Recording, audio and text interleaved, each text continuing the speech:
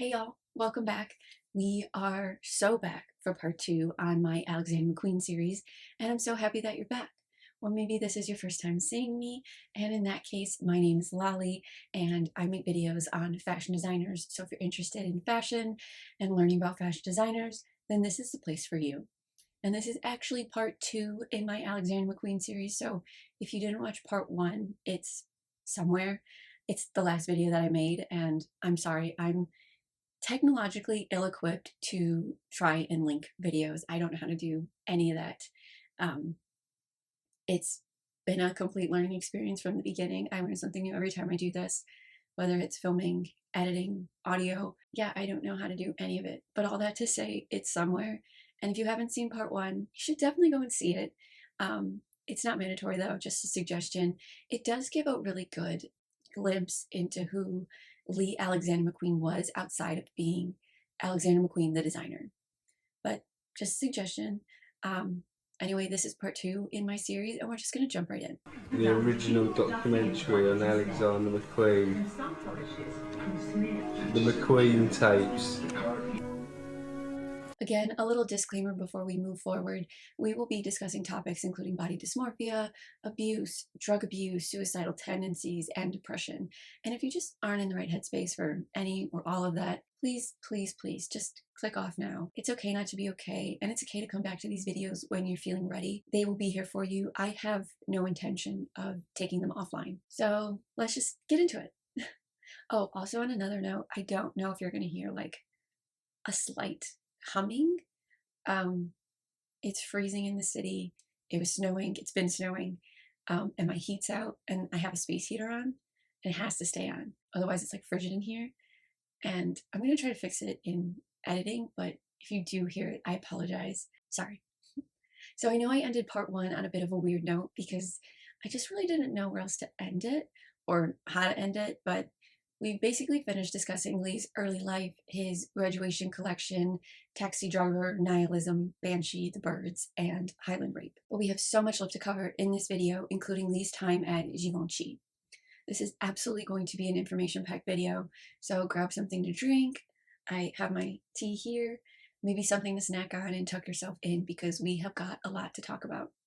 We ended with the British press eating Lee alive for his Highland Rape collection, for his looks, for his social class, for being himself, and for not being one of them.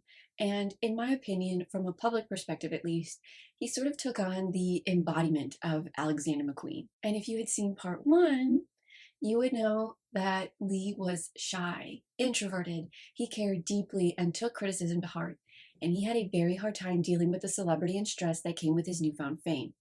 There's always an energy in London, the poverty, the unemployment, the drug-induced environment, the nightlife. And it is the way I predict my own clothes. It is about the raw energy of London. When I first started as a designer after I left college, I really worked that East End yob, this type of hooligan type of person becoming a designer. So that juxtaposition between an hooligan and someone who uses a needle, and people couldn't fathom it. And so it was new, it was a breath of fresh air. Is it the saint or the devil in people that appeals to you? It's the yin and yang, it's both. We all have it, and we can't deny it. And some people don't like seeing it. Well, I shove it in their face. It's mainly to do with the end result as an image, and hopefully a lasting image. You know, I don't like throwaway images. I like things to be stuck in the mind of people. Or maybe that's why my work can sometimes come across as aggressive or violent, because today maybe the world to me is a bit violent. I saw myself within the public eye as the gazelle, and the gazelle always got eaten. But Alexander McQueen was talented. He had thick skin, and he didn't care what the critics had to say about him. And I don't mean this in a multiple personality sort of way, just in the sense that the public saw one side of him, the side that he wanted them to see, which was Alexander, while those close to him saw a very different, very shocking side of him, Lee. Now, hopefully I will be able to explain this a bit more as the story progresses, but we're really going to have to just jump right in to understand that. So, after the Highland Rape collection, Lee was left heartbroken by the press's response. By far, Highland Rape had been his most personal collection.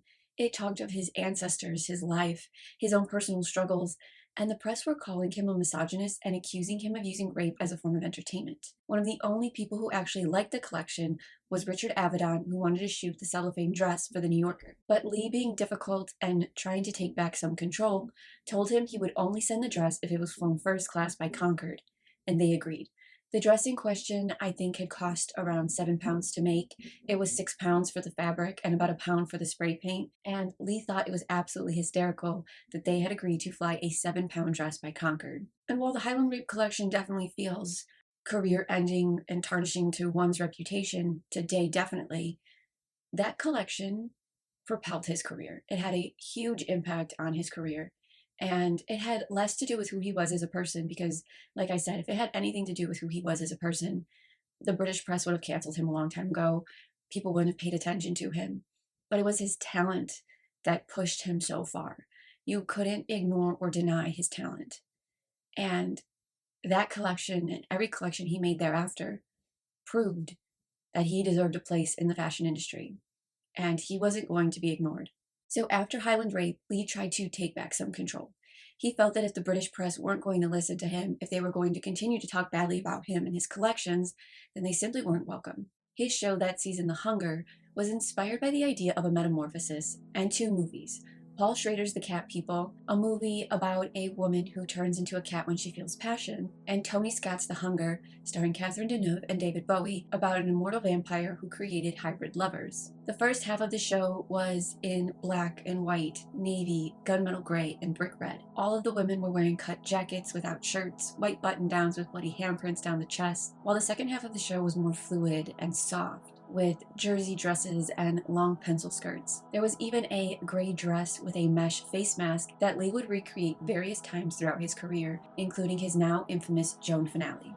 But the most striking piece of the collection was a worm-filled plastic corset inspired by Silence of the Lambs, the movie about a psychotic tailor named Buffalo Bill who killed women and made suits out of their skin. Lee was fascinated by this concept, so he created a 2-layer thick, transparent perspex corset fitted directly to the model. And 2 hours before the show, he covered the bottom layer with worms and put the top layer on. She wore it with a red taffeta skirt with a chain through the crotch and a fitted silver gray kimono jacket with a red silk lining to denote blood. Lee's intent was to make the audience uncomfortable, to question the conventional standards of beauty, and to confront the eventuality and inevitability of death.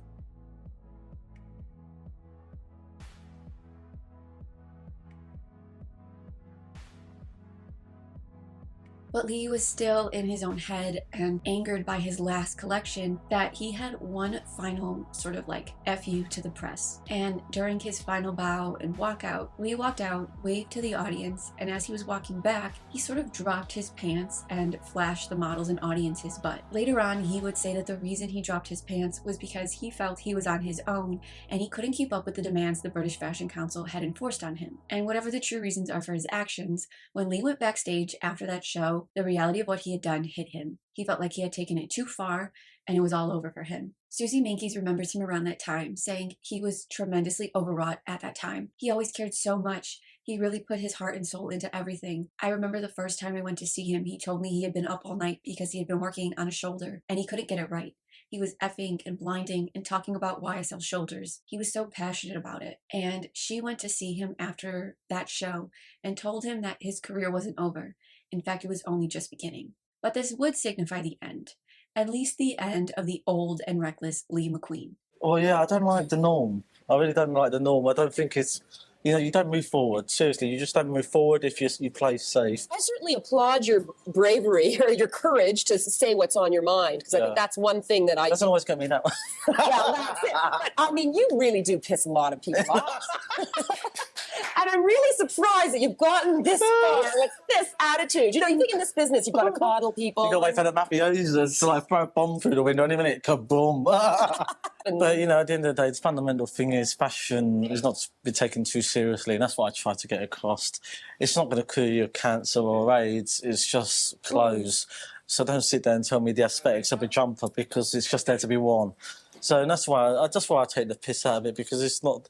they're just clothes at the end of the day, no matter what they look like. To the public, he needed to remain Alexander, a man more in control and less reckless than Lee. And his own friends even started to notice changes in his personality, turning to alcohol and drugs to cope. And according to these friends, he had 3 personalities. There was sober Lee, who was insecure and unhappy, the intermediate, who was a brilliant genius who escaped with the aid of liquor and drugs, and the drunken jerk who lived in a state of psychotic weirdness, where he could be violent and morbid. These states would become more and more apparent as the pressures rose and Lee lost control, struggling to identify himself, to love himself, and to fight the demons inside of him. There was a lot of pain and a lot of self-doubt. By this point, Lee was not doing great. That is until Isabella Blow introduced Lee to Annabelle Nielsen, the woman who would instantly become his muse and his lifelong friend. And it's my belief that Isabella Blow brought Annabelle Nielsen into the fold because of her traumatic life. When she was 16 years old, she took a gap year to Australia, where she was brutally, horrifically attacked by a man who would later be convicted of murdering 3 women. The attack led her to become a drug addict, which she in turn claimed saved her life because otherwise she would have killed herself. And I think Isabella knew Annabelle and Lee would get along, but I don't think she realized just how close they would become. Annabelle Nielsen said, "Izzy brought me to Lee as a model. She presented me to him as his new girl. Lee loved me immediately, and it felt like we knew each other straight away. We were so alike. He mirrored me in so many ways. Lee had been through similar pain. He understood me. We understood each other." Further saying, "However odd we may have been to those who looked at us, we worked. East End gay boy meets skinny English posh girl with a naughty streak." And that for sure is one thing they had in common. I just get the sense that, Annabelle had a reputation for being a bit naughty, a bit mischievous. Yes. And I think he could be that way too. Yes, absolutely. So they were like the terrible twins when they were together at times, I think I'm sure. that's absolutely. I think that's a very, very fair comment indeed. Years later, they would reminisce about their first meeting and agree the minute Blue Eyes met Brown in his first Huxton studio, we both knew, here is my soulmate. They were born exactly 2 weeks apart, and from the moment they met, that was it. Their lives were intertwined, and in the years to come, Annabelle Nielsen would have her own bedroom at every one of Lee's houses. They described themselves as a married couple without the sex. They went on holidays together. They celebrated their birthdays together. When Lee got married, she was his maid of honor. She taught him how to ski and scuba dive, and when she got breast implants, Lee started putting curvier models on the runway to match his muse. With Annabelle Nielsen saying, "Lee was my love, my great defender, and my friend. People who have been hurt are like wounded birds flocking together. He thought I was more vulnerable than he was. He used to call me his princess. I walked into not only the greatest genius of our time in the world of fashion, but into a man who saw far ahead of his world and what fashion would become. And my journey beside him had only just begun." She meant a lot to him, and he meant a lot to her. And this was the first time Isabella Blow ever felt a rift in her friendship with Lee, with Daphne Guinness saying Isabel had scooped up what looked like this wounded bird and introduced her to Alexander, and the wounded bird turned into a bird that nudged everybody else out of the nest. Isabella wasn't at all competitive about her friends, and she never said it in a bad way, but she was disappointed in herself. She did say that that was the worst introduction she had ever made. And I don't think Annabelle Nielsen was a terrible person. I think Isabella Blow was just jealous. She felt her friendship with Lee had been threatened, despite the fact that Lee's next collection was dedicated solely to her. Dante was far more professional. Aided by his new sponsors, American Express, Lee made sure that this show was not going to let anyone down. It felt grander and bigger, and everyone was feeling the pressure. Simon Ungla said he felt the loss of freer days making clothes in the yard because there was less time to experiment now because there was a pressure to create commercial pieces. However, that was one of the great things to come from the sponsorship: the money. Anytime Alexander McQueen is given money to create his dreams, just know he's going to create something you've never seen before. The money allowed him to experiment, to take his ideas a step further, and to buy real luxurious fabrics to match those visions. And Dante was it. Dante was staged at the Nicholas Hawksmoor Church, close to the 10 Bells pub, where 2 of Jack the Ripper's victims visited before dying. The show was inspired by Don McCullin, the war photographer, Joel Peter Wiccan, who studied corpses and people with physical deformities, as well as Gustave Duré's artwork for Dante Alighieri's Divine Comedy. Lee had personally reached out to Don McCullin for permission to use his images in the show, and McCullin refused. So Lee faxed him a sheet of paper that said "F you" on it and used them anyway, but they would later have to be destroyed for copyright reasons. But the reason he was so intent on using Don McCullen's work, as well as Joel Peter Witkin's work, was because he felt religion had caused every war and calamity in the world, which is why he staged the show in a church. Just my view on war and peace, and I find that religion is responsible for every war in the world. If you look at Croatia, Bosnia, they're all, the Muslims. It's just pointless that something you're supposed to look up to is actually the one that's causing the problems in the first place. Of course, there's anger in the statement. Because there's certain things that I'm angry about. And human nature is such a terrible thing anyway when it comes to war and peace. It's all hypocritical. But at the end of the day, they're clothes and they should look beautiful on the models. And, maybe I'm being a bit too intense with my collections. I don't know. But anyway, let's talk about the show. He also had one final message to the press. Sitting in the front row next to Britain's most famous fashion critics was a plastic skeleton. Simon Costin said Lee's words were, "For those skinny fashion bitches in the front row." If you're spending £20,000 on a show, there's no point in sort of holding back. If you've got something to say, you should say it. I'm a single human being. I've got no one to answer to, just myself. And if I want to say something, can I spend £20,000? I should be able to say it. People can either take it or leave it. And now I have personally and probably seen every Dante video that exists on the internet, and I have never been able to spot the skeleton. My thought is that they got rid of it before the show started, and it was only there when the critics and audience were taking their seats. That's my personal take on it, because I've never seen it, but many reporters and even Simon Costin stated that the skeleton was there.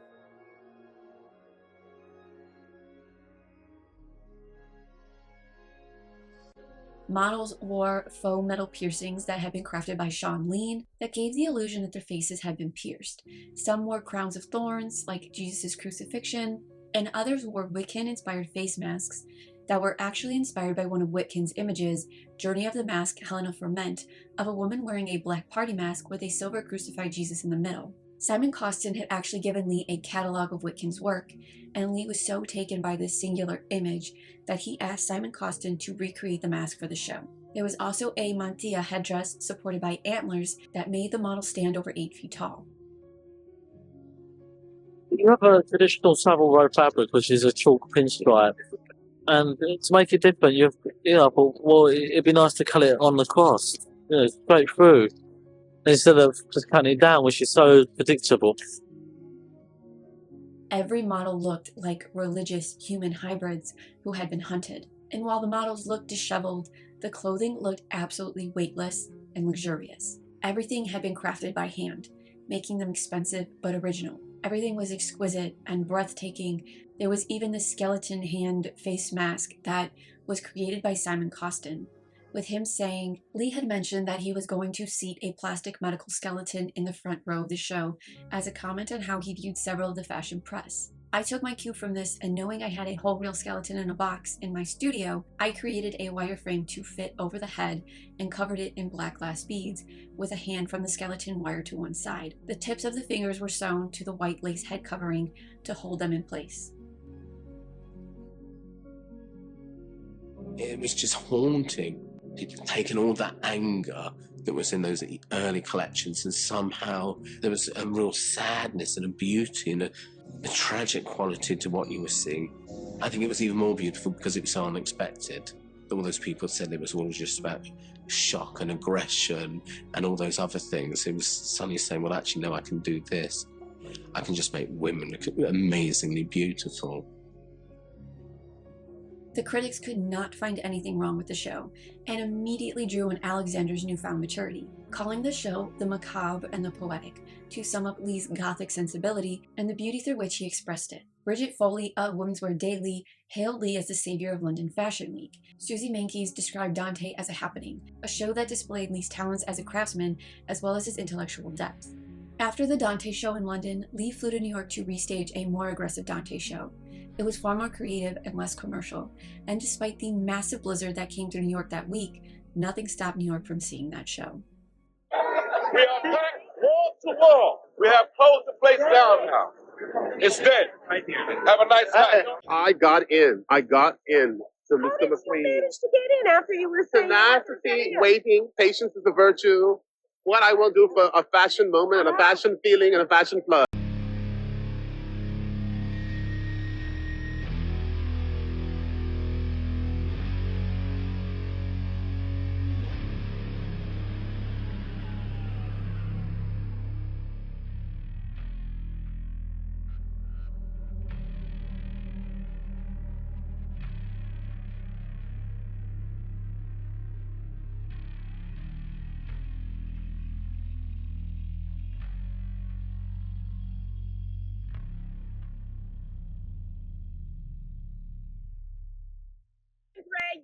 like it. You will never trash a collection. And here you're trying to be diplomatic. He loves everything. You hated it. I did not hate it. I absolutely said it's the first time. Do not judge a book by the cover. We have to see what he can do 3 seasons from now, 4 seasons from now. We can judge him whether he'd be great or not. A lot of angry people out there the other night when we couldn't get into your show. So what do you say to that? Sorry. And while big things were building inside of the world of Alexander McQueen, bigger things were brewing outside of that. LVMH had announced that Gianfranco Ferré would be leaving Dior and John Galliano would be his successor, leaving his spot open at Givenchy. And Lee wouldn't know this for months, but LVMH reps were already scouting him to be the next creative director of Givenchy. And it all depended on his next collection. And before I get into that collection, something also pretty significant happened at this time. Sarah Hurd, or as she is famously known today, Sarah Burton, joined the McQueen team. In 2010, Sarah Burton would become Lee's successor, but at this time, she was a student of Simon Ungles's at St. Martin's, and she was brought onto the McQueen team as an intern. With Burton saying, "I was a bit scared because I wasn't very fashiony, but upon meeting him was completely mind-blown. He was so lovely and very, very warm."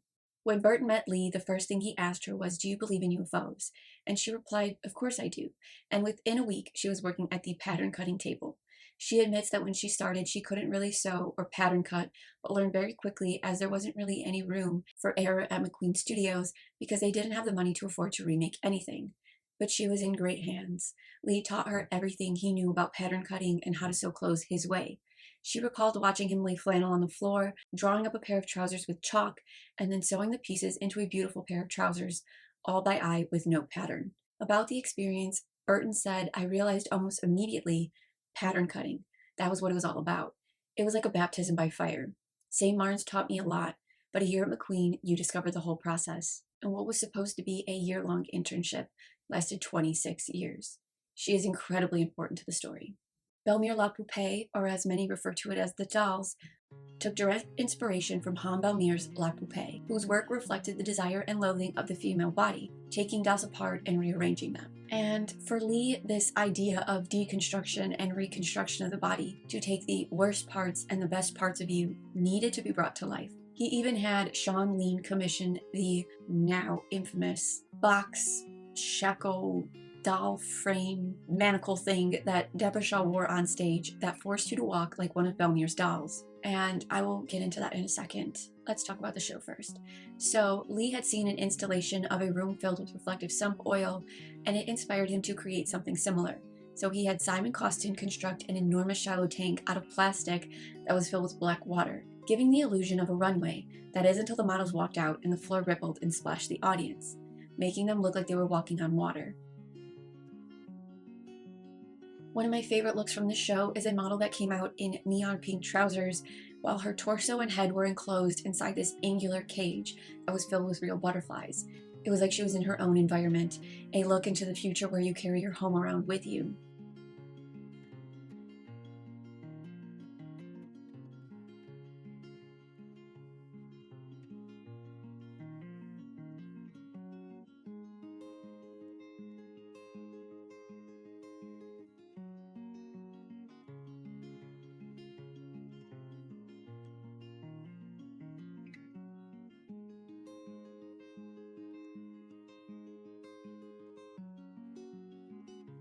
But the biggest moment of the show, by far, was Deborah Shaw making her way out onto the catwalk wearing the Belmire doll frame. She inched her way down the runway like a puppet on strings, and instead of the press seeing the artistic commentary that Lee had created, they immediately accused him of using images of slavery to sell clothing. Lee vehemently denied this, and before the show, he personally asked Deborah Shaw if she would be willing to wear the frame. And the reason they asked her was because she was the only model the team felt could fit the frame, with Katie England saying that was hardcore. Deborah Shaw was so gorgeous, but she was so thin. She was the only girl that would fit the manacles, and that's why Deborah has to wear them. The fact that she was black, we didn't see her as a different color. We felt, okay, she fits it, she wants to wear it, She's really happy to wear it. Let's do it. Deborah Shaw even asked Lee about the piece and if it had any reference to slavery, and he told her that it didn't and explained to her in detail the story of Han Belmir and how his doll project ended up opposing the fascism of the Nazis, and the mutilated bodies were a direct reflection of the ugly perfection Germany tried to achieve. Lee wanted to construct his own doll project, and the frame was a commentary on the constraints set by the boring bourgeois on what was acceptable, trendy, and wearable. So Deborah Shaw found the frame more artistic than domineering, and told the press she was proud of her heritage and race, and would never do anything to humiliate herself. It was this image of a shackled woman. The press, as usual, saw the negative connotations of that image. But it has obvious connotations of slavery because it was worn by a black model. I think it's an example of McQueen's showmanship and also his disingenuousness. Fashion writers were starting to ask if in fact he was a better showman than designer. And in no way did Lee force her to wear this frame. In fact, after she waddled down the runway the first time, she asked for the frame to be taken off for the final walk, and they did, without hesitation, because the moment had happened, and Lee's intent wasn't to prolong the experience and make her feel uncomfortable. And this insinuation from the press that Lee manipulates women for entertainment without ever asking these women what they feel is something that will continually happen throughout his career. No one asked Deborah Shaw how she felt. They just assumed and made her out to be a helpless woman who was manipulated by a man. And it's infuriating, but it will happen throughout his career. Despite the chaos and uproar that the dolls had created in the fashion world, the LVMH rep that was in attendance was so impressed by the work that they reached out to Lee and asked him if he was interested in being creative director for Givenchy. I think if any of the rumors are true about him replacing Galliano, then this was the show that would do it. And while it was an interesting offer, Alexander McQueen was Lee's top priority, saying, "I can't imagine anyone doing that. My first concern has to be McQueen. Givenchy would be a lot of money, but I'm not really into that. Plus, Paris does nothing for me. Basically, all these big companies don't care about you as a person. You're only a commodity and a product to them, and only as good as your last collection." At the time, conglomerates like LVMH and Gucci Group, now Kering, were relatively new, and they didn't have the status that they have today. So in the 90s and 2000s, they were hiring young designers to reinvigorate these houses, with the likes of John Galliano, Marc Jacobs, and Tom Ford. But these houses pushed these designers to the breaking point.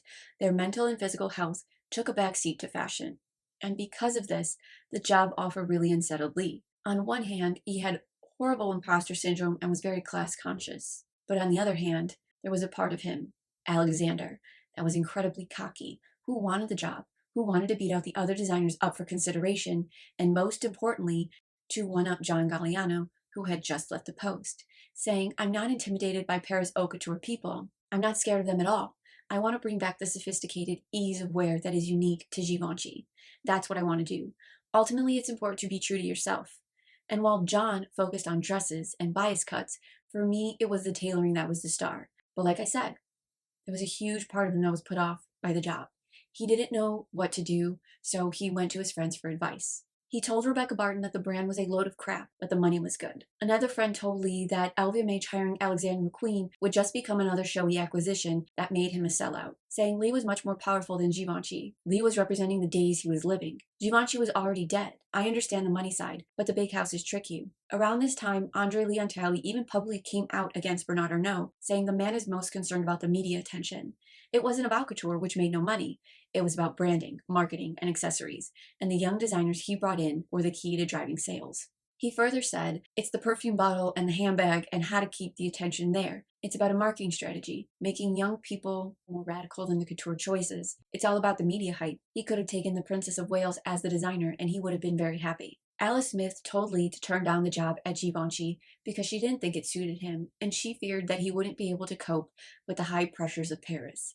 She also asked him why he would want to work for another company when his name was on its way to being well known. She knew he was going to be enormous, but perhaps he didn't believe that, and maybe that's why he took the job. Or perhaps it was because of the voice of Isabella Blow, who outshined everyone else. For the last 3 years, Isabella Blow had cultivated a very close working relationship with Lee. He trusted her. He knew that she was always looking out for him and wanted what was best for him. But Isabella Blow had ulterior motives. And I don't mean this in a sinister way, but she wanted Lee to take the job because she hoped that he would bring her on as a consultant. So she hyped up the job, told him how good he would be at it, told him what it would do for his career, and so he listened to her, and he took the job. But he made it very clear that Alexander McQueen would remain a separate entity from LVMH, and he signed a 2-year contract and immediately got to work putting together a solid team to work as Givenchy with him. He began by hiring Sebastian Pons, Hello, Sebastian. Simon Costin, and Katie England. Katie's the most important part of McQueen. She's the Tweedledee to my Tweedledum. She fuels my imagination. All of whom worked with him at Alexander McQueen, and he called them practical choices. They were a rambunctious group of youths running around Paris with newfound fame and power. Wow, wow. Oh, God, that's pretty scary. Thinking about it now, it was tiny. When I would come over to start working on the set, I'd be on the sofa.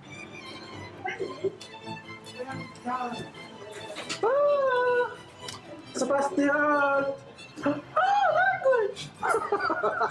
I always ended up sleeping in this room because Lee was always collapsing on the sofa. Lee?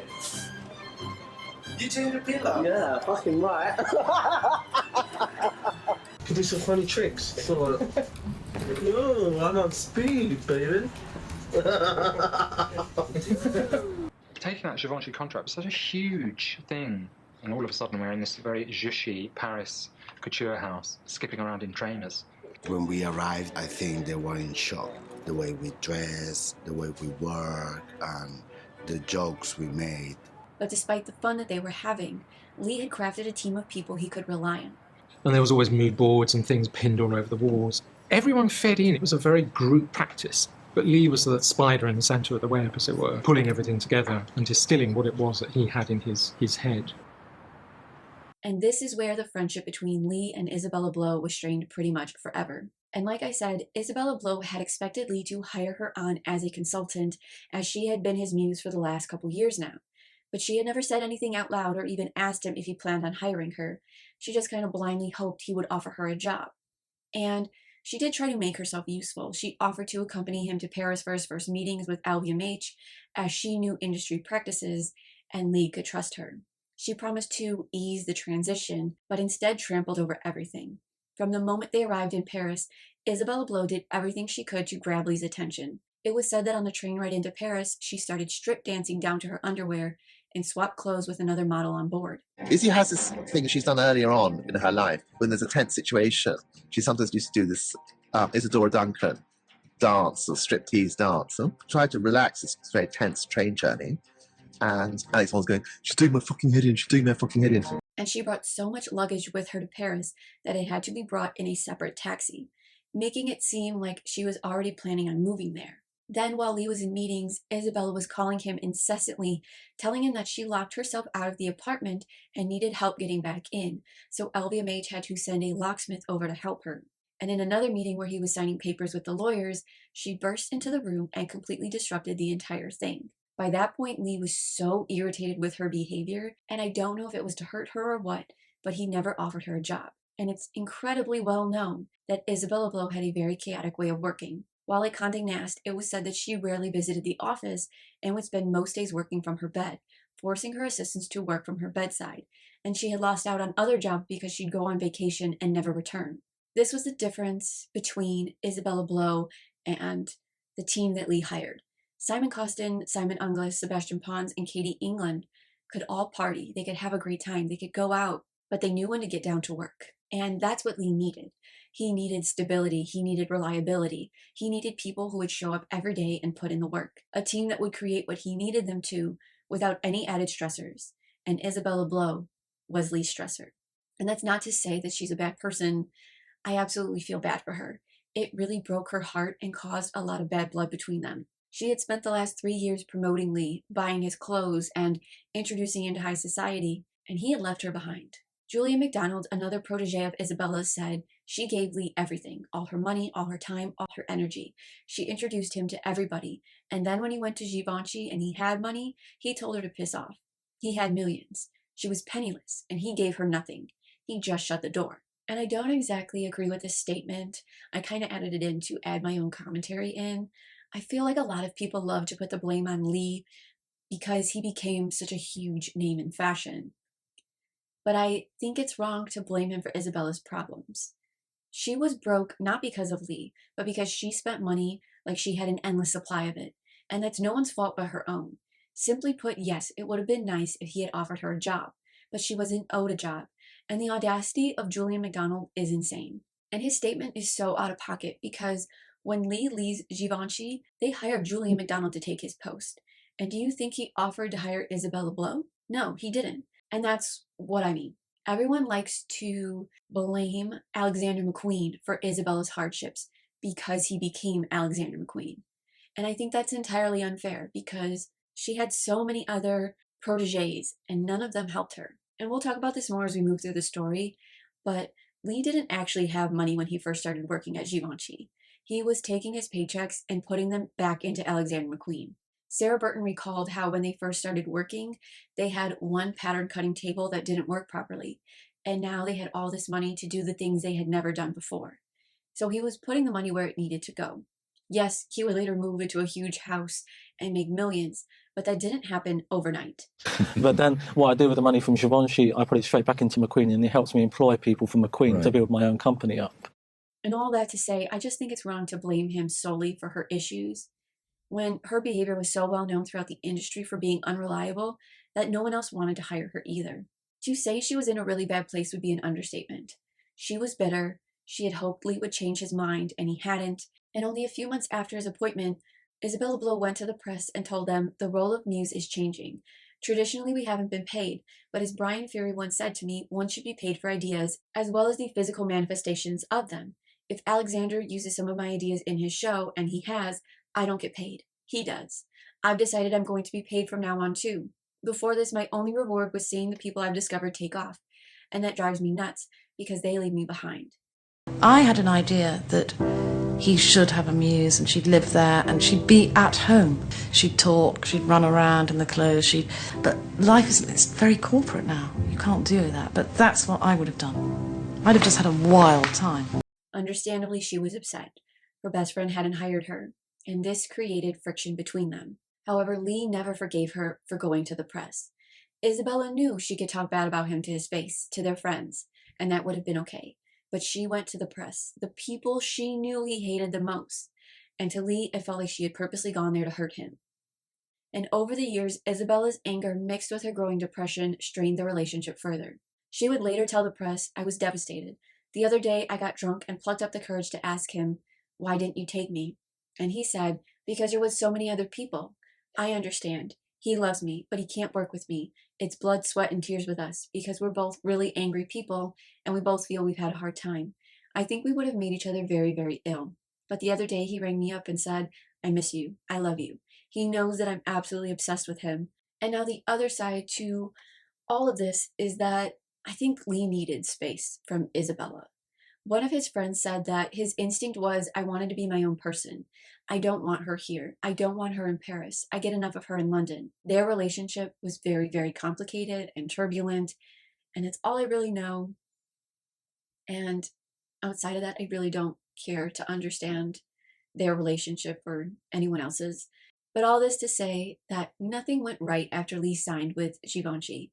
So let's talk about it. I was hired that I was his horse. Yeah. I don't know if that's in looks or what, but he said I was his horse he betted on. Lee's appointment at Givenchy was announced October 14th, 1996, which is a very weird coincidence as that is my birthday. So while I was being born, Lee was being announced at Givenchy. While that's just a really strange coincidence, this was the start of something bad. The beginning of a complete breakdown for Lee and the worst period of his life, with Katie England saying, I guess he grew up in East London, and that was always his heart. He wanted that raw urban spirit. I think it did lose an awful lot when we went to Paris. Everything changed. That moment was gone. McQueen's appointment as head of design at Givenchy surprised some people. How would the outlandish style made famous by McQueen's own label in London transfer to the more conservative atmosphere of the House of Givenchy in Paris? This is Paris and Paris chic. This is Givenchy, this is not McQueen. This is where elegant suits are made and fantastic fabrics are used and they're cut with precision. I mean, it's going to take my own label, McQueen, another 40 years to get the reputation this one has. After signing, Lee had just 11 weeks to prepare his first ever couture show. An entire couture collection from scratch for the first time in his life in 11 weeks. And he also had to find a way to bond and communicate with his atelier. It was absolute chaos from the beginning, and Lee had a very hard time fitting in because he acted completely different from Givenchy and Gian Galliano, both of whom spoke French and who kept the hierarchy of the atelier system. And I won't talk about it here because I don't have enough time, but there's a very clear and strict hierarchy and set of rules in the atelier system. So Lee couldn't speak French, and he could only communicate with them through gestures and signs. We have a universal language, although I can't speak French. You know, as soon as I start working with them, we know instantly the way I move my hand. I'm not one of these designers who sit back and say, point to things. You know, I can't work like that. At the end of the day, I come from the atelier myself, of the workroom's a several room. And he didn't want a hierarchy while working there. He wanted a close-knit working team, so he tried to break everything down. Sebastian Pons remembers Lee being horrified to discover that the low-level employees were prohibited from entering the atelier because he wanted to see who worked on every garment, and he wanted them there to help him while he worked in the atelier. And he even tried to eat with them, which sent them into a panic because they couldn't believe he was eating with them. Sebastian Pons said they treated Lee like a king, but he wanted to behave like a regular person. And it's not that the atelier hated him for this, they just needed time to adjust. Lee didn't work like Hubert de Givenchy or Gian Galliano, who would drop their collections on paper and then send the drawings to the atelier to have samples made up.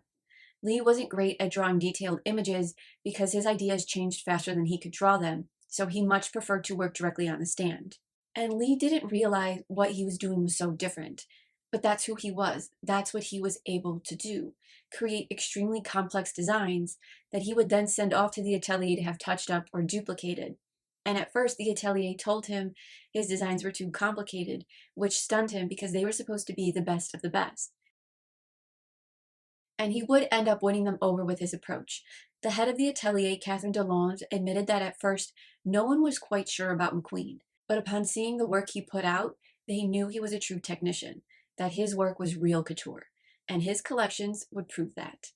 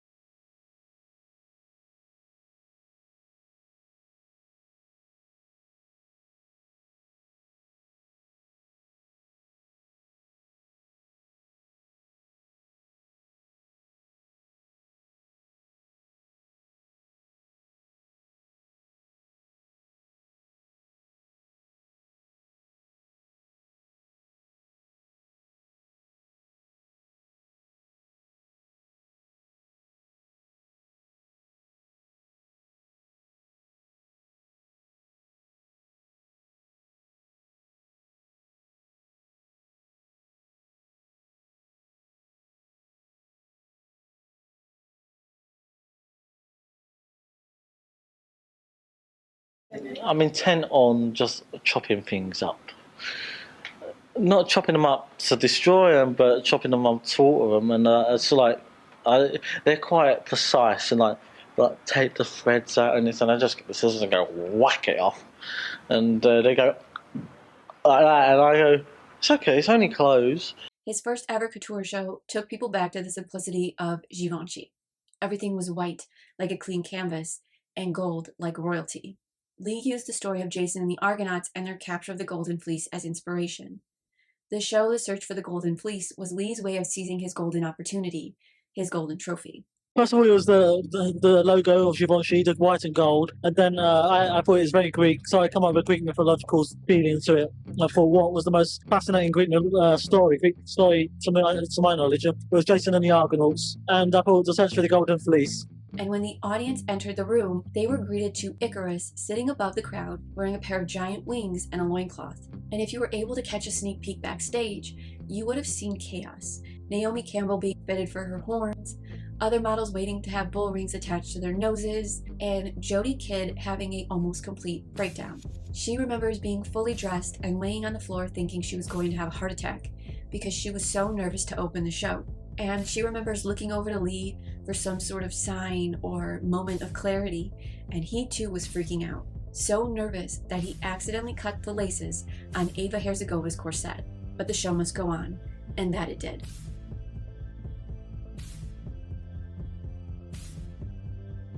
He commissioned Philip Treacy to make a headpiece of curly horns from one of Isabella Blo's rare sheep in the hills to symbolize authority and kingship.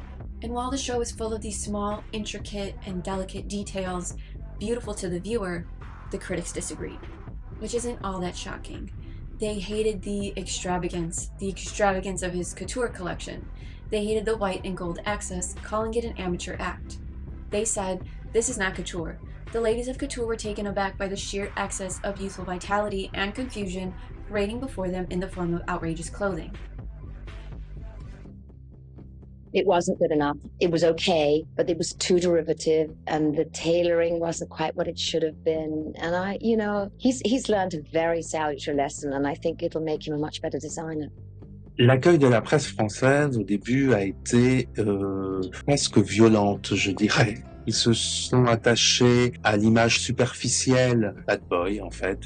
French designers were complaining and saying, oh, they're not even French and they're taking over Givenchy. Look what he's doing to Givenchy. I think it was them saying, I'm still going to be who I am. Regardless that you put me in this posh space, I'm still who I am. I like that they stayed true to who they were. They actually brought England into Paris in their own unique way. They were wishing to see him crash and be destroyed. And Lee's response to the critics was,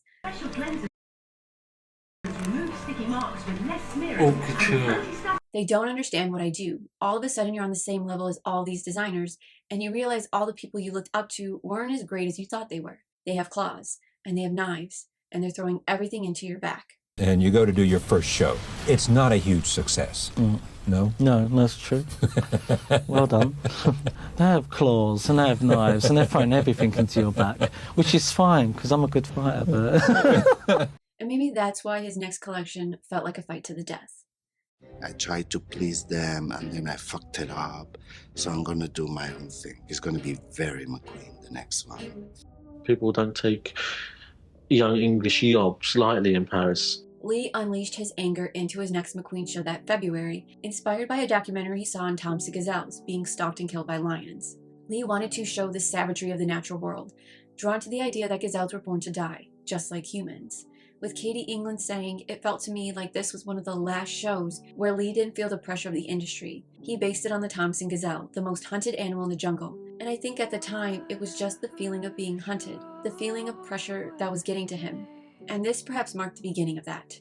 it was a basic idea that animals and human are exactly the same, both savage. But the animals got more dignity because they only kill for food.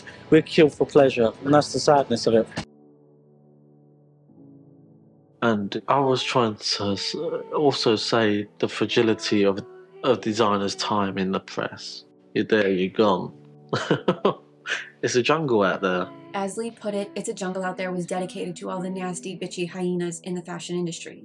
The whole show feeling was about the Thompson gazelle. It's a poor little critter. The markings are lovely. It's got these dark eyes here, the white of the belly, then the black line going across, then the tan, the horns. But it is the food chain of Africa. As soon as it's born, it's dead. I mean, you're lucky if it lasts a few months. And that's how I see human life, in the same way. You know, we can all be discarded quite easily, and nothing depicts it more honestly than the way animals are.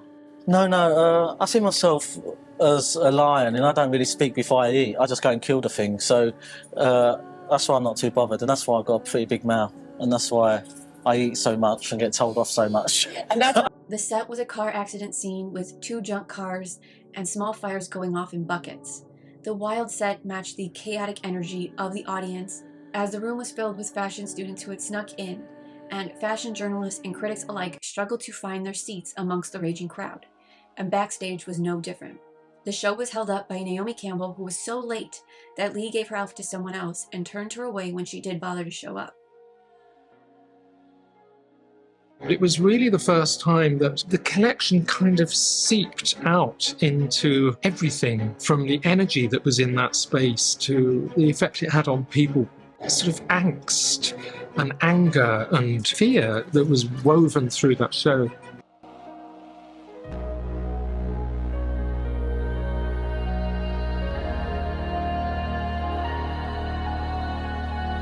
Stella Tennant opened in a glove-tight long-sleeve black vinyl dress with vine-like cutouts, a cap mask over her eyes, and her hair matted and wild. All the models that walked out looked like these otherworldly animal-human hybrid creatures. The show was shocking, it was animalistic, it was jarring. I don't see the point in doing anything that doesn't create an emotion, good or bad. If you're disgusted, release that emotion. If you walk away and you forgot everything you saw, then I haven't done my job properly. And just as the show was taking off, some fashion students rushed the entrance, accidentally kicking over a pot of fire near one of the vans, which in turn set it on fire. There was some students that weren't allowed in that stormed the barricades, kicked over all these fire pots. The car's actually on fire. There's a freaking car on fire on the catwalk. And while the audience thought this was part of the show, it wasn't. People argue that the fire caused Lee stress, but Jodie Kidd remembers Lee turning to the crew members trying to put out the fire and yelling, and he's going, "Don't you dare go out there with fire extinguishers." I think he liked the chaos of all of it, but they did end up putting out the fire, just in time, because as Deborah Shaw said, had that not been rectified, that whole tent and all the top fashion editors and models would have been history. But the show never stopped. It didn't even falter. To just keep sending them out, keep sending them out. Models continued walking out wearing coats with crocodiles coming out of the back, horns poking through dresses. Deborah Shaw walked out in a butterscotch leather jacket with curly horns protruding from her shoulders. It was a triumph. Also, enjoy these behind-the-scenes clips of the collection. I didn't know where else to add them, but I think they're too cool to not put in here. This goes over the top. Like that. It's made of casket, and then the horns, the Impala horns, well, the Thompson Gazelle horns, if I'm to be straight, comes up like that. So it's like we cut the Thompson Gazelle in half, and then I would trap them out like that. I prefer them like that, actually, I think. Maybe sort of like surrounding a head type thing. And I suppose you could class this as costume, but it's costume with a deadly meaning, so.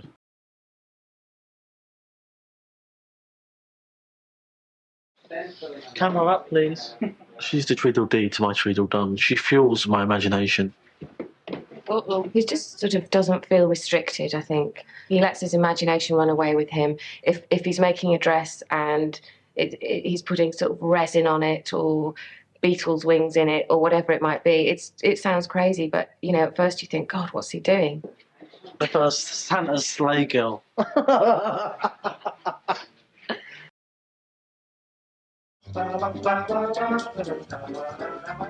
No, it's really visiting. I like people that chase the future instead of working with the norm. What's the point in designing a Mini if a Mini's already there? Only a little devil, isn't it? That's what fashion was about, that time to experiment and push boundaries. I mean, I've always had a fascination with the macabre. The idea is this wildebeest has eaten a really lovely blonde girl. She's trying to get out. My mum's looking at me kind of weird, thinking, what have I given birth to? It's sort of like, creature. Oh, it's fun. The show was an absolute hit. Lee wasn't just part of the London fashion scene, he was the London fashion scene. Alexander McQueen was the name heard around London. However, in Paris, it was an entirely different story. In Paris, he was fighting with most of the Givenchy and LVMH executives. It was a tug-of-war of sorts, as Givenchy hired Lee for his creativity and talent, but they didn't understand him, and they couldn't control him. But that doesn't mean that they didn't try to. Executives advised him to clean up his act, to stop hanging out around his normal crowd, to stay away from the gay bars, sex clubs, prostitutes, and drag queens. They told him to stay away from Soho and to let go of his old friends, even though these were some of the happiest times of his life. I remember being out and having a drink with him one night, and he was saying that they told him there was absolutely no way that he could be seen hanging out with prostitutes and all that. And I felt there was like a distance between us, you know what I mean? It was like, yeah, but he could feel it coming. It was almost like he was saying goodbye, but it was like I knew that he was moving up to another level. He was losing it. He was distancing himself from many of his close friends and being dismissive towards them. Alice Smith remembers running into him at a party, and he wouldn't even speak to her. and she noticed that he spent the entire night doing drugs, not laughing or smiling once. Julia McDonald said you'd never see him anywhere fancy. He was always like a slapper on a back street at a seedy gay club. But now you never saw him. He became more insular. He threw himself into his work. And it makes sense. Lee was young. He was 27. And he was trying to do everything right. He was trying to make Givenchy happy without tarnishing his own name and career. So he did what they asked. But that didn't make it easy. Givenchy executives kept Lee out of reach of most of Givenchy. There were a few times where Lee wanted to use some of the pieces in the archives, but executives wouldn't allow him to do so because they didn't want to take the risk. They treated him horribly. They gave him an office that was 8 feet by 12 feet, which is said to be about the size of a small walk-in closet. Now, my closet is the size of a shoebox, so I don't know what that's like, but it is incredibly small, especially for an office of a creative director of a Paris couture house. Givenchy never treated him like a creative director. They stuck him in a rundown rat-infested apartment and tried to forget about him. Qui n'était pas vraiment connu, que Givenchy a imaginé que du coup, il pouvait faire les choses à l'économie, je dirais. C'est-à-dire en le payant un peu moins cher que John Galliano n'était payé, en lui louant un petit appartement. And when Lee complained, they called him a brat. He was extremely unhappy, but he stuck it out because he had an immense fear of letting people down. You could see the beginning of the pressure that Lee was under. The favorite company of LVMH was Dior. Lee felt they were really comparing him with Galliano. And then he sort of found out that John had 4 times more budget than him to create his haute couture collection. The house we loved was the McQueen house. Givenchy was like a stepbrother. We knew that our time there had a expiry date. So he began to cope in the only way he knew how, which was drugs, alcohol, and smoking.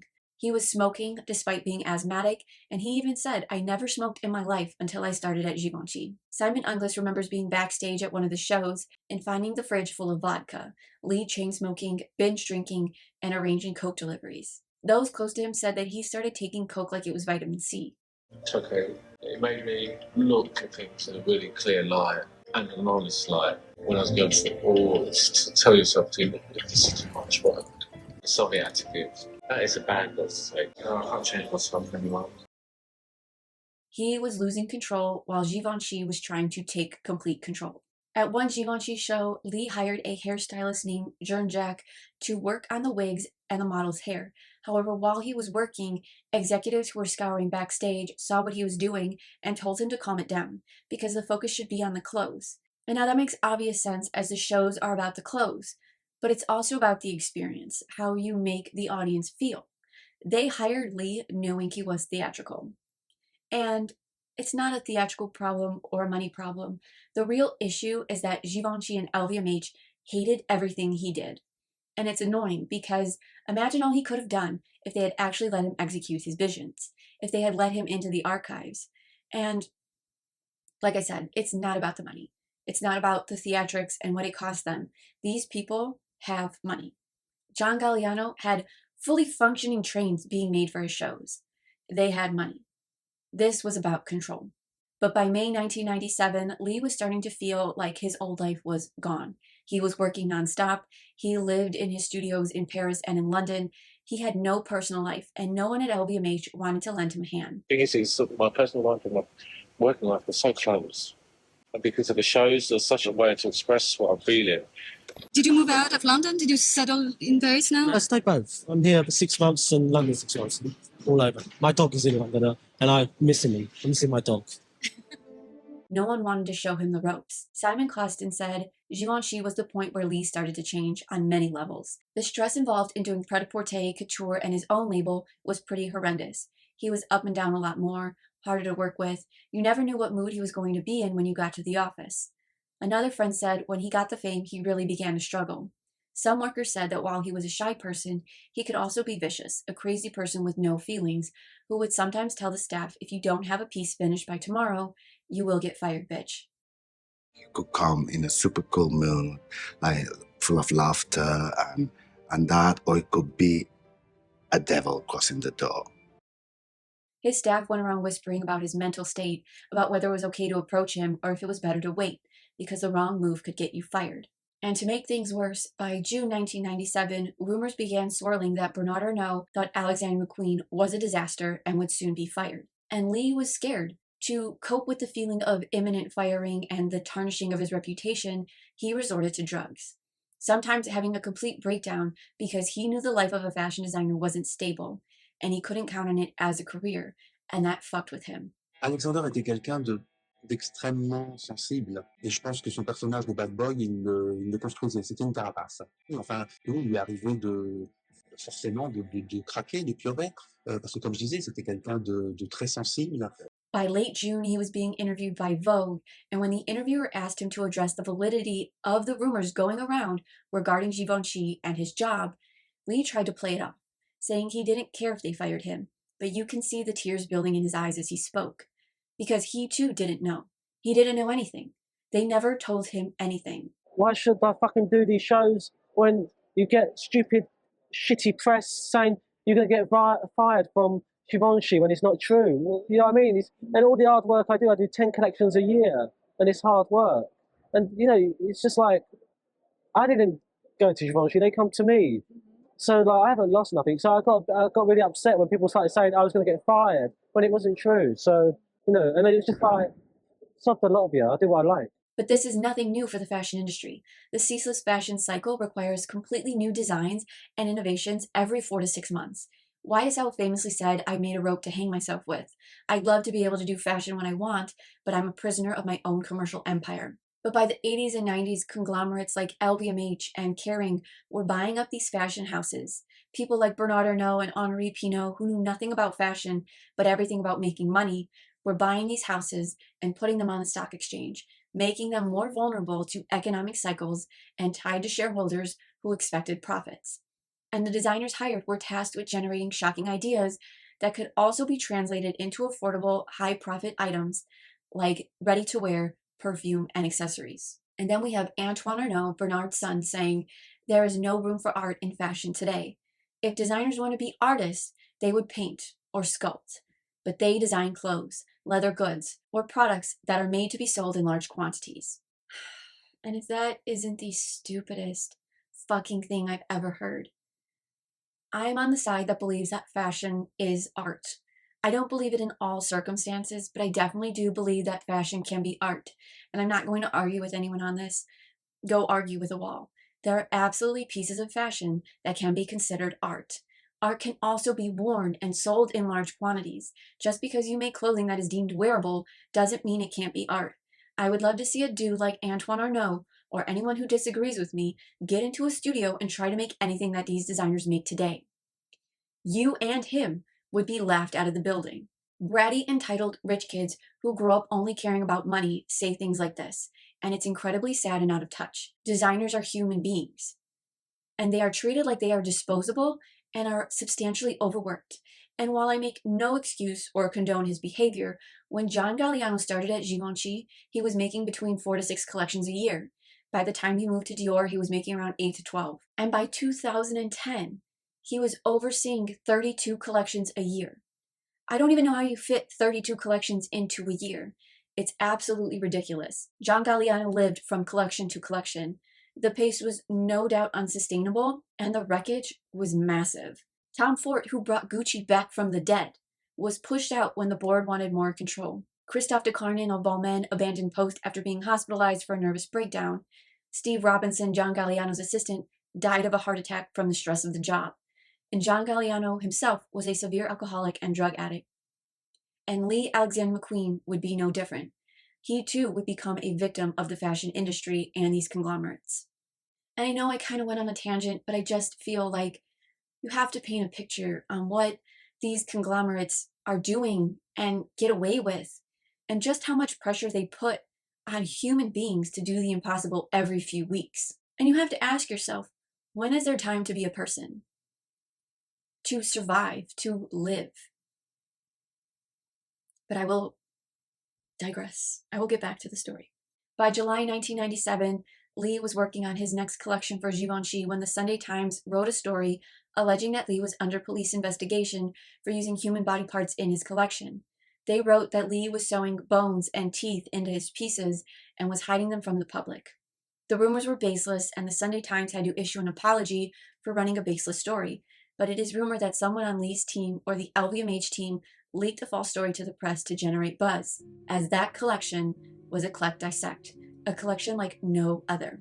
His inspiration board started out with pictures from National Geographic, and when Simon Costin saw them, it got him thinking about one of his favorite novels by H.G. Wells, The Island of Dr. Moreau, a story of a mad scientist who created human-animal hybrids. Inspired by that story, Simon Costin wrote up his own short story about a wealthy, insane surgeon who was a mesmerist, who traveled the world in search of the most beautiful women he could find, with the warped idea of creating a perfect vision of womanhood. And back at his laboratory at the top of a medical museum in Paris, he would splice together his creations, but when he could no longer control them, they tore him apart and fed him to his pet birds. With Simon Costin saying what you were seeing on the runway were the ghosts of the women he abducted. A collect dissect took the birds and the dolls and put them together like Poe meets Frankenstein. The clothing was made of the finest fabrics and showed off Lee's craftsmanship.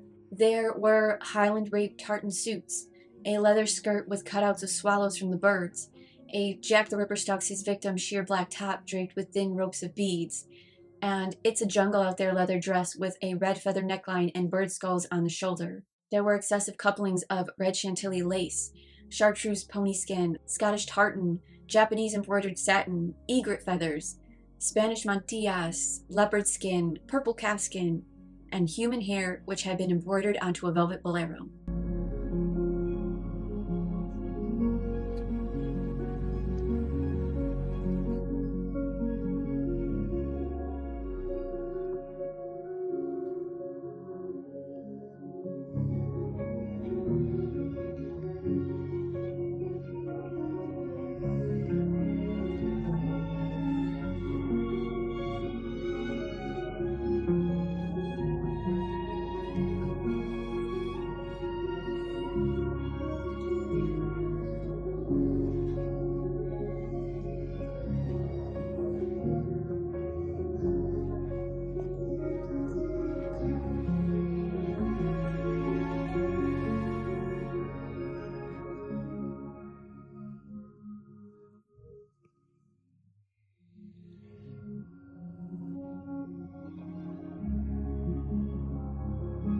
The show was so intricately made that it's hard to see how the critics could find anything wrong with it, right? Wrong. Susie Menkes wrote, "What exactly is the British designer doing? Letting rip his obsessions in haute couture? Wasn't couture supposed to make women feel wonderful, not weird?" Another said Lee missed the point entirely, and it's exhausting to even get into why. And this frustrated him. He hated everyone for the way they treated him, for the way they spoke about his collections. He was tired of their lack of understanding. He knew the press was never going to like him, accept him, or even listen to him. LVMH praised John Galliano at Dior. They gave him an unlimited budget and control, while they shunned Lee completely. He had to scrape by with every collection. They too didn't care about him. Every few months, Lee would have to attend a meeting with Bernard Arnault to discuss budgets. And every meeting, Lee would have to bring an assistant that spoke French, because even though Bernard Arnault knew English, he would only speak French around Lee. He would speak English around other people, just not him. And then he would go and sit front row at every Dior by John Galliano show, but rarely attended a Givenchy by Alexander McQueen show. Bernard Arnault's audacity is unmatched, because despite the horrible treatment he bestowed upon Lee, he still had the gall to ask him if he was interested in a buyout, and Lee never was. He was never going to give Alexander McQueen to LVMH. He did not like Bernard Arnault, and he did not like the way LVMH ran their businesses. Alexander McQueen was the only thing he could control, and he wasn't going to let that go. But this trippy power dynamic and abuse from not only LVMH, but the press, led Lee in search of peace. And in that search, he found and became entranced by the philosophy of how contrary forces like light and dark and life and death were complementary. This philosophy is known as yin and yang, the Chinese philosophy of obvious opposite forces being complementary, interdependent, and interconnected. In Lee's next show, he decided that the first half of the show would be bright, and the models would wear dark clothing. And for the second half of the show, it would be completely dark, and the models would wear stark white. Originally, the show was going to be called Golden Showers, but his sponsors, American Express, wouldn't accept this, and to spite them, he simply retitled it Untitled. And the show was going to. I really wanted to call the show the Golden Shower, but some people, Golden Shower, some people is a sex thing, so I had to change it to Untitled. So he did research into remedial plastic surgery done on soldiers during World War I and World War II, so he commissioned Sean Lean to make some pieces, like an aluminum jawbone mouthpiece and the standout silver rib cage with a curled dog tail that took 3 months to make and was made by casting a real human skeleton. Lee did approach me and he said, I want you to make me a skeleton corset. And at that point I thought he had either lost the plot or I was losing the plot and I didn't really know what I was doing. And I said, in what way? So I want you to make me a skeleton corset that on the outside of the girl with all the rib cage, and I want a spine and I want it going all down her back. And that was, I think, my first challenging piece ever. And at first I said, Lee, that's impossible. I wouldn't know how to do that. And he was like, sure, nothing's impossible. And that's something I've carried with me ever since. And there I was, then making a skeleton corset. it's actually a cast of an antique skeleton, which apparently was an Indian lady. And what we've done is we've transformed the back and the ribs into the back of a dog's tail.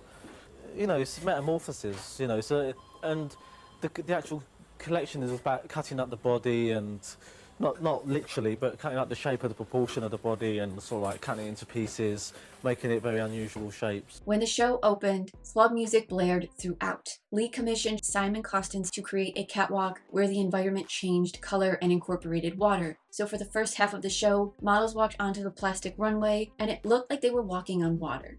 There's being born, having your life, and then dying.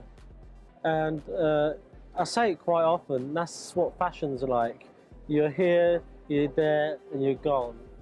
And I was really just trying to get back into the reason I was in fashion in the first place, and why I started fashion is because I enjoyed it. And then 17 minutes into the show, the music faded, the Jaws theme song came on, just as black ink was being pumped into the water. And the sound of rain came on over the speakers, just as from the sky above, yellow rain started to fall. An obvious nod to the sexual act of golden showers, as well as a dig at the way LVMH and Givenchy treated him. Models stormed out in all white as they got soaked. Their clothing clung to their bodies and makeup ran down their faces. And the second half of the show was actually inspired by John Galliano's Spring 1986 Forgotten Innocence collection. And you will see that Lee does this throughout his career. He takes John Galliano's ideas, builds on them, and then makes them even more brilliant and absurd. And I think this is also Lee's way of telling LVMH that he was just as good, if not better, than John Galliano. He could do what he did, and yet he still wasn't liked by any of them. If you noticed, all the collection was it was a negative of the collection you saw before, the first half. It was just a negative.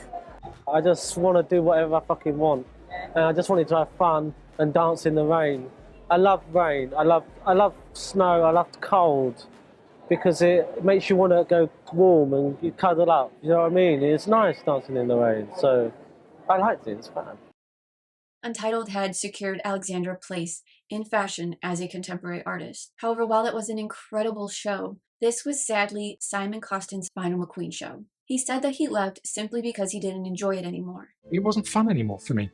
I think that was the bottom line. It just wasn't fun anymore. There was too much pressure, and he didn't like the way Lee was behaving. But I think he was just being nice. After the show, Simon Costin gave an interview to ID magazine, and Lee went ballistic.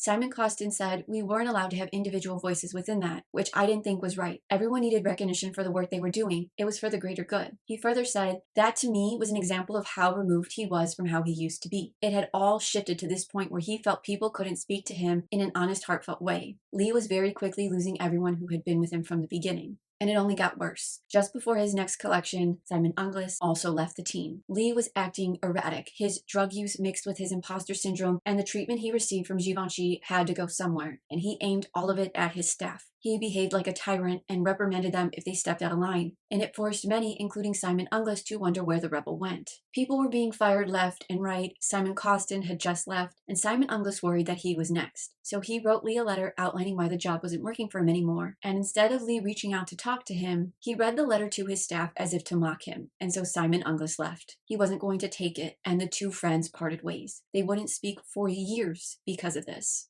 On one hand, Lee was finally getting the praise and recognition he wanted from the press and Givenchy. But at what cost? He was losing himself. He lost himself to the industry, the same industry who only a few years before wished for him to disappear. And Lee was trying to keep it together, at least outwardly. Even though he himself was having a complete breakdown, Alexander McQueen had it together, and his work was exquisite. And his next collection closed out London Fashion Week and was inspired by murder and sacrifice, as Lee had dedicated the show to his best friend and muse, Annabelle Nielsen, in recognition of her resilience and triumph over the personal hardship she suffered in life, with Nielsen saying, "He would say I was like a witch. If I had been born at another time, I would have been burned at the stake. He would see me as a love, a mistress, a tragic woman, a woman who flitted in and flitted out. It was very romantic, really." The show was also inspired by a golden statue Lee passed every day on his way to work at Givenchy, the statue of Jeanne d'Arc, or as we Americans know her, Joan of Arc.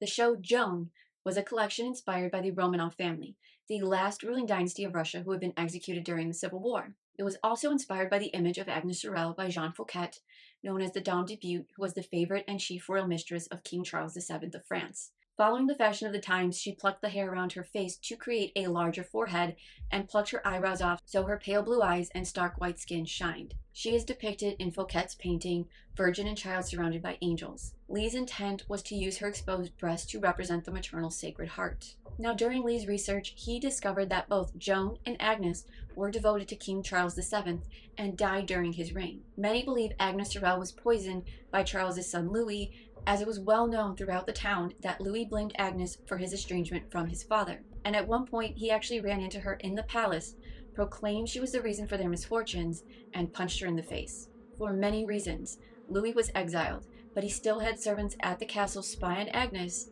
and was plotting against her until her death. In 1450, she died after suffering from dysentery, and it was believed she had been poisoned.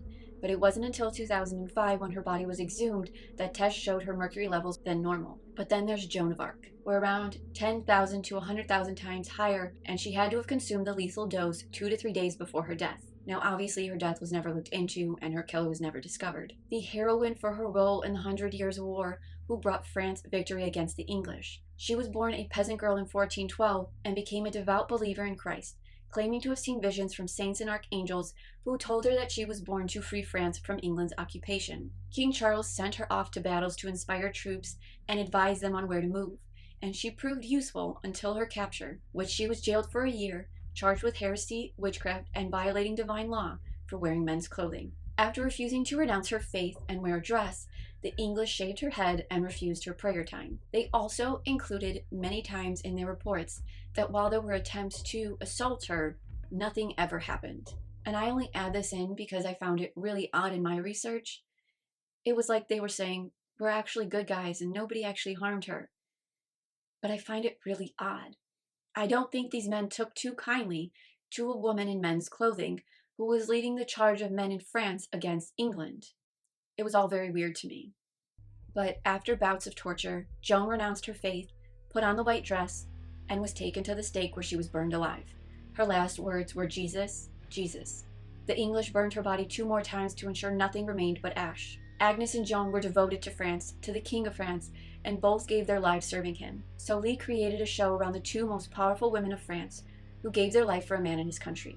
The stage for Joan was a catwalk on a 100-foot clear plastic runway covered in black ash, just like the remains of Joan. For the invitation, Lee used a distorted image of Agnes's painting, focusing on her braid, which stuck out of her crown. And this hairstyle was mirrored on the models in the show. Originally, Lee wanted the models to be bald, but the hairstylist thought the look would be too traumatizing, so they created bald caps with raised foreheads and small, intricate blonde braids laid on their heads. And their eyes were fitted with blood-red contact lenses reminiscent of Blood and Fire, to depict the fates of both Agnes and Joan. The show opened to the sound of crackling fire, and from the darkness, swinging overhead lamps turned on and lit the runway blood red. Models walked out in see-through silver chainmail, in obvious reference to Joan's armor.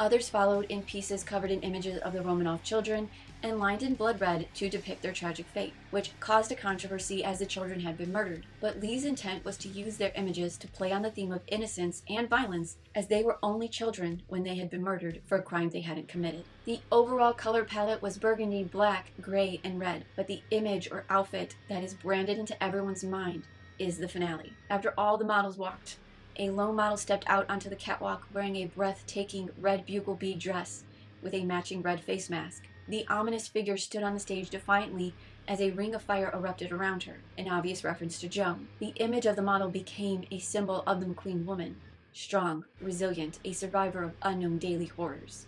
And that is why the lone figure stood alone. That is why the identity of the woman in red was left a mystery, as any and every woman could be Joan.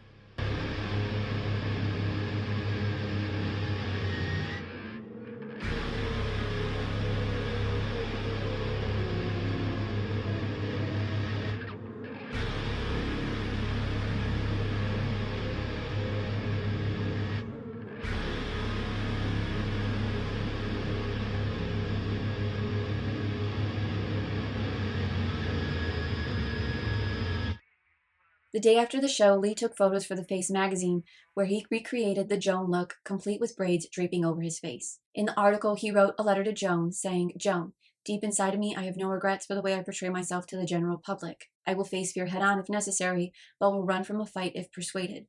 After Joan, Lee renewed his contracts with Givenchy for 3 years, and I know we're all probably wondering why. Why stay? Why not just leave if it was so bad?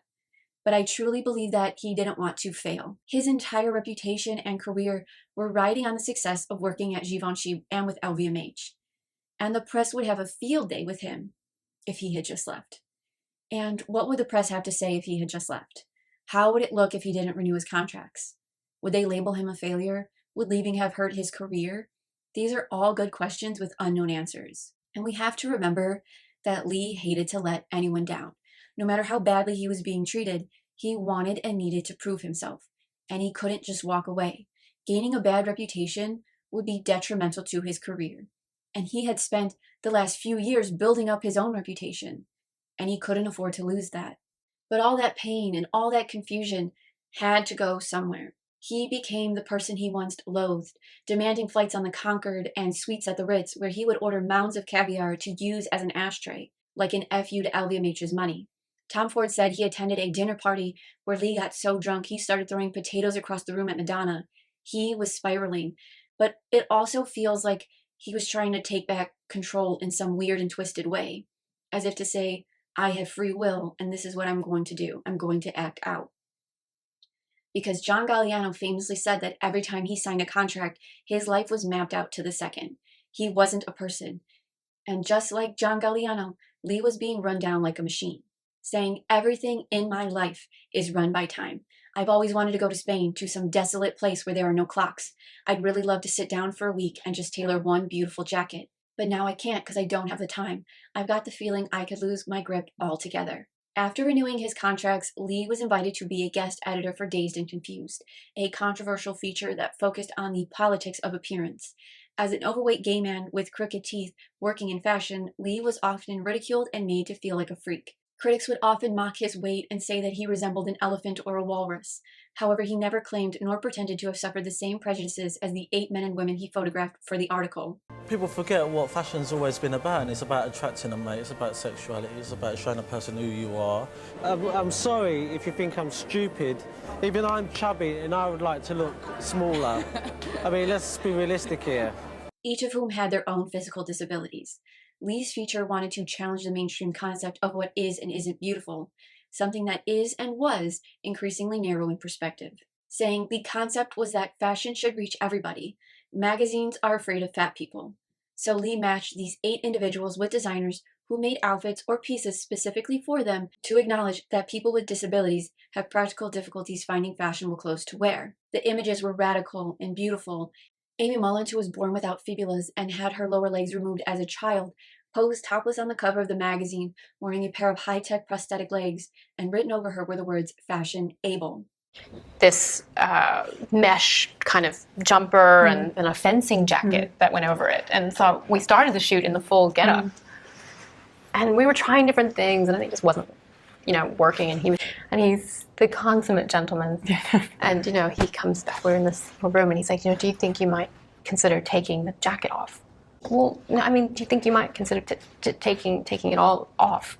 Just leave on the bottom? Yeah. Because you can't deny it. And again, it's provocative without being exploitative, and that is what the explorations with Lee had as their backbone. Soon after this controversial article, Lee showed his 13th McQueen collection, so naturally he called it number 13.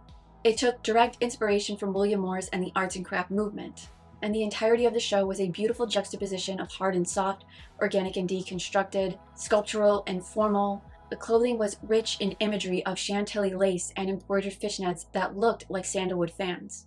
For me, my basis for anything I do is based on a craftsmanship, be it tailoring, be it woodwork, or be it anything else. I try to involve a lot of handcrafted things.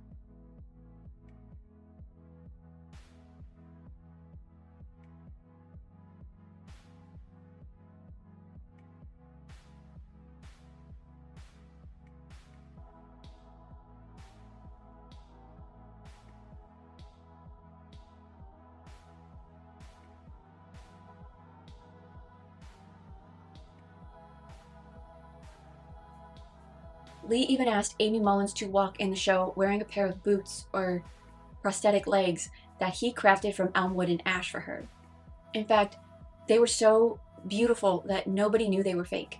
Bjork actually went backstage after the show and asked how she could get a pair for herself. Fashion editors alike wanted to feature them in magazines. That's how realistic and beautiful they are.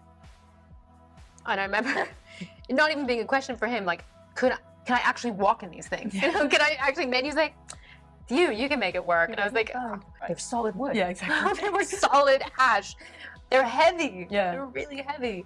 It's just click, clomp, click. You're in ski boots. Yeah. Is essentially what it feels like. Click, clomp, click. They're heavy and they're wooden. And then there were spinning discs in the floor. And then it was a leather, molded. I couldn't look down. Oh God. I just remember that's where really put into that top and fully corseted into it, which I wasn't during the fitting. Yeah. Suddenly, my hips are, locked. That my neck is held, and my one shoulder is held. I had one arm. Yeah.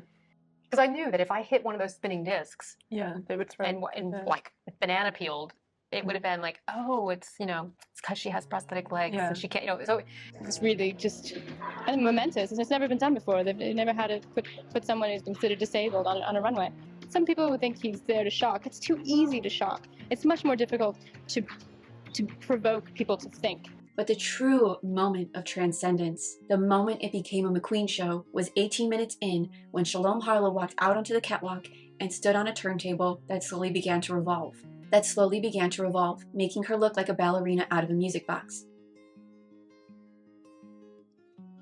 And as it began to spin and spin and spin, two robot arms started moving around ominously as Shalom Harlow began defending herself against the assault of the robots, who started spraying her beautiful stark white bouffant belt dress with yellow and black spray paint. The installation piece was a reworking of Rebecca Horn's 1988 work Painting Machine, where two shotguns fired blood red paint at each other. Shalom Harlow did an interview where she discussed this moment and said that she wasn't prepared at all. There was actually no discussion about any of it. She barely even had a fitting for the dress. And the reason she didn't have a fitting was because the night before the show, Lee's team were setting up the robots and they realized they didn't have a dress for this portion of the show. So Sebastian frantically went around finding fabric and pulled some tool from under a table, and Lee instantly was like, "That's the dress." But then the night before the show, the robot did turn up and we didn't have a dress to go with the robots. I went back to the studio and it's like, guys, we need to make a dress for the finale. We went under the table and pulled all these tulle out and it was like, hey, there's the dress. We've got some technician down to operate the robots. And Lee was saying, oh yeah, let's make the robots do more of this. And so Lee's directing these robots like they're actors, and consequently, you end up with this incredible choreography and her spinning. You had Shalom Harlow there, and these two robots going around. And the thing is, the robots look like they were a mind of their own. One friend said there was this other thing looming, this genius, and there was almost a disconnect. He had this inexplicable genius that was almost a gift from God or a gift from something, but he was totally unique. There was something unknowable in a way about his creativity. And that was his gift. To be able to craft something so out of the box, so impossible in a matter of hours. That dress they made that night stands in museums around the world. Now, obviously, number 13 had some of the best reviews of Lee's career.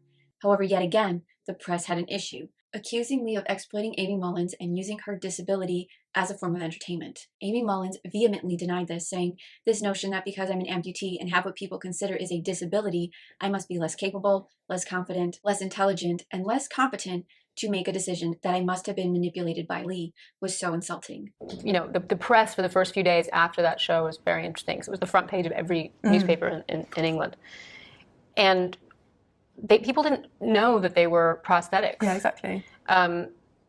And then when they did, the cheap shot was that he was being sensational and even exploiting me. It was like this presumption that I was some poor, helpless, which was just hilarious because obviously none of these people hadn't done any homework at all.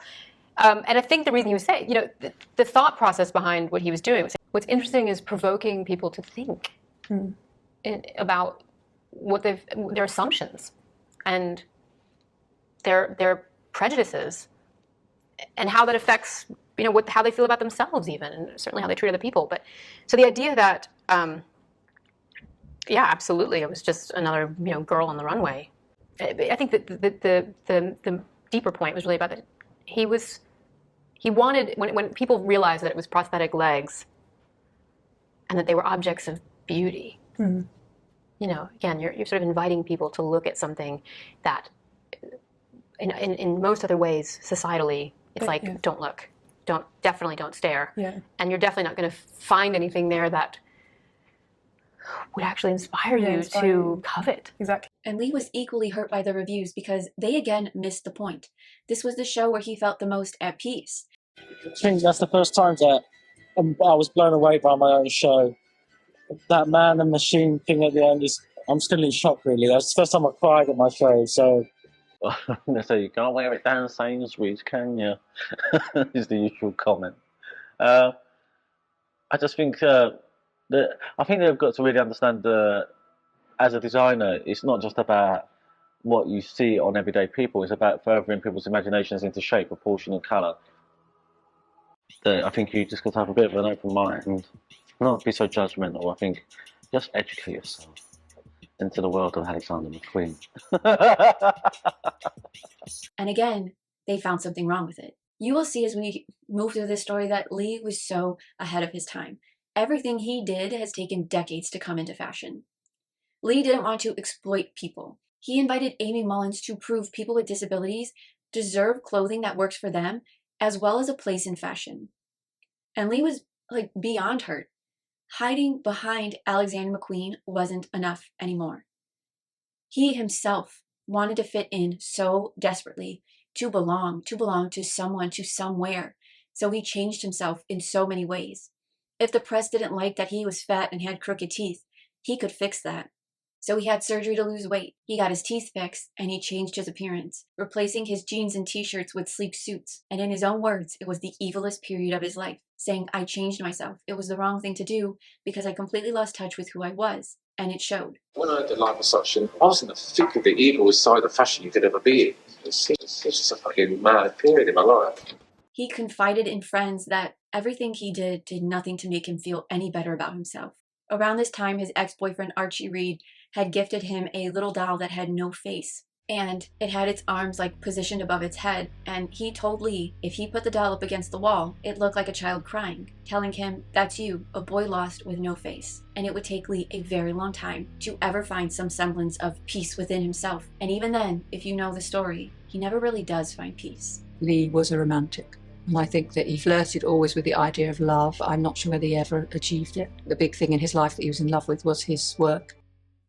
And maybe this chaos, this fractured state of being, this faceless doll, is what inspired his next collection for Givenchy, because the models had no faces.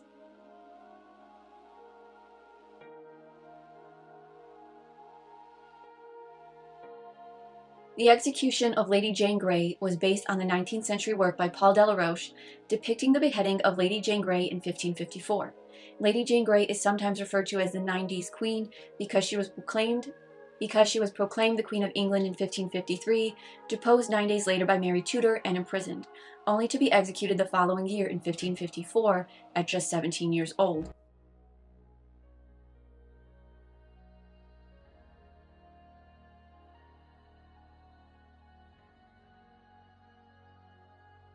The collection depicted the extravagance and luxury of the past.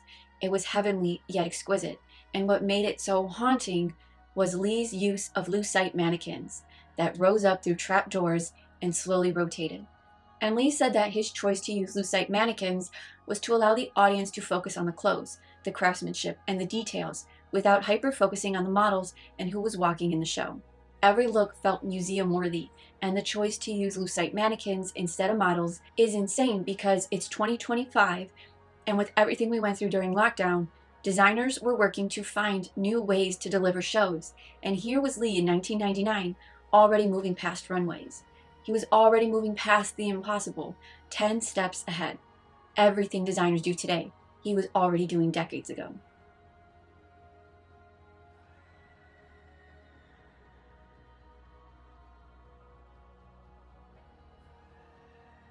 And it was beautiful. It was mesmerizing. Lee was pushing the limits, but it was all getting to be too much. Then my head was just about to explode.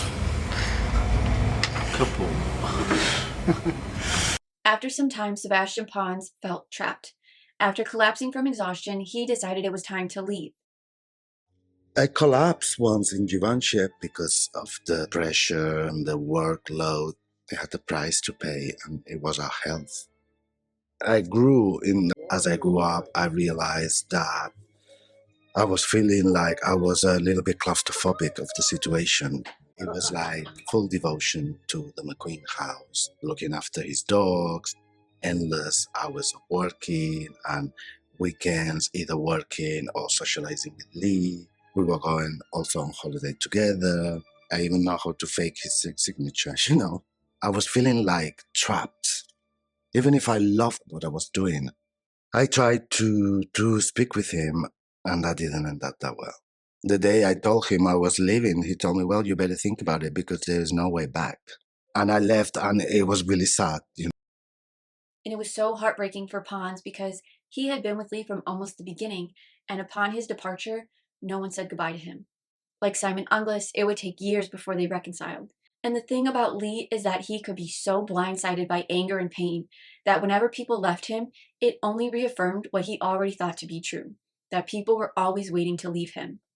So when Sebastian told Lee he was leaving, I believe it was like Lee was telling him all the things he was trying to tell himself. If he left Givenchy, his career would suffer and there would be nothing left for him.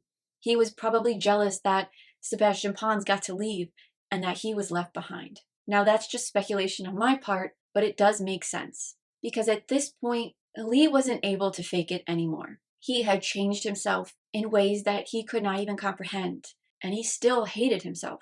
He was pushing the limits, he was doing the impossible, he was putting out beautiful shows, and still the press found something wrong with it. He was exhausted. Alice Smith said, I think he felt that they were a bit scornful, calling him names behind his back, and I suspect they did. I think he felt like even though he was in this amazing position looking after Givenchy, there were certain elements of society that laughed at him. He always had that impression, and I think Lee knew he wanted to leave Givenchy when his contract was up. But he would need money and backing to do so, because Alexander McQueen would not survive.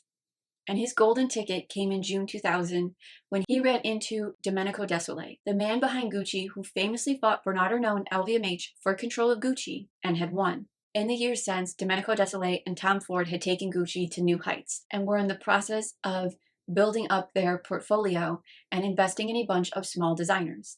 And Lee had long admired Domenico Desolé and the work he did at Gucci and the fight he had against Bernard Arnault, so he struck up a conversation with him and was adamant about getting a picture together. And when Domenico Desolé asked Lee why he wanted a picture so bad, Lee told him that he was going to send it to Bernard Arnault. And Domenico Desolé loved that. And now if you don't know the story of Gucci, I promise when I have time to make a 7 million part series, and when I feel like bashing my head through a wall, I will get around to making a Gucci series. But until then, the only important thing to really know here is that Bernard Arnault and Domenico Desolé hated each other.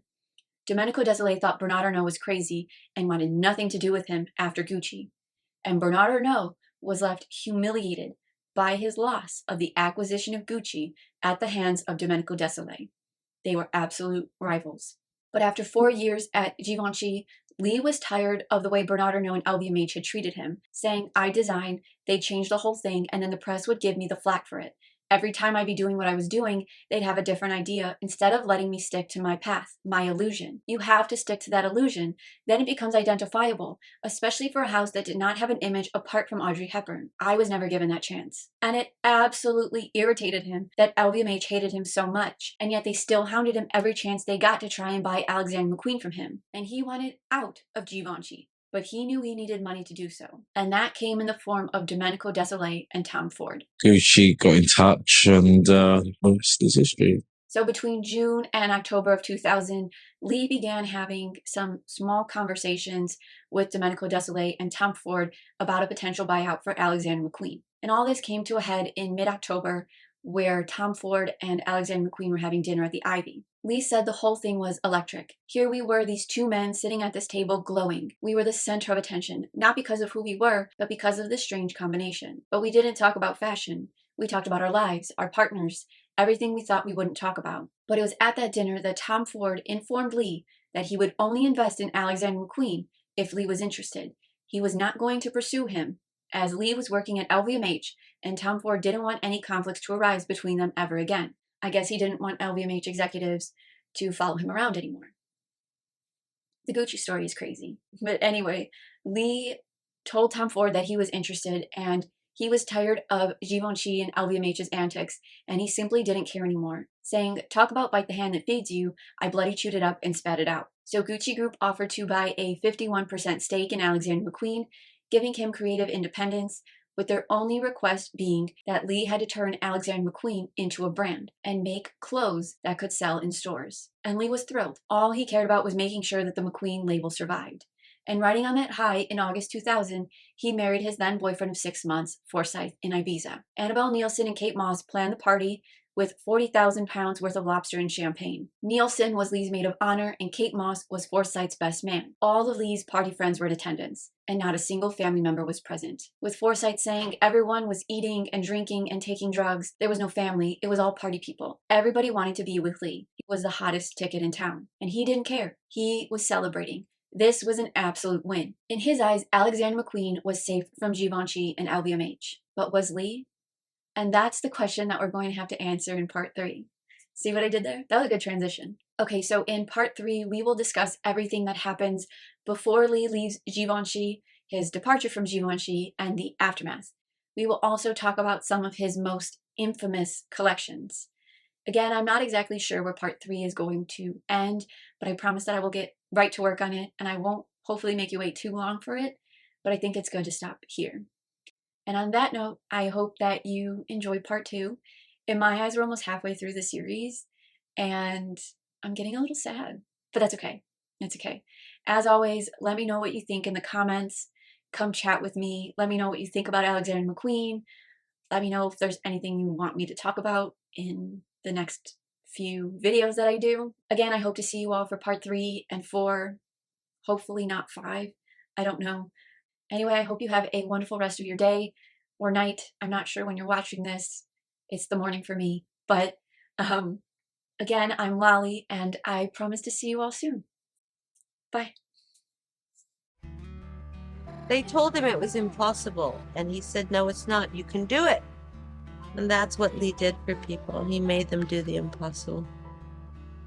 He was a man who lived 3 lives in one lifetime, and a moth who flew very close to the flame.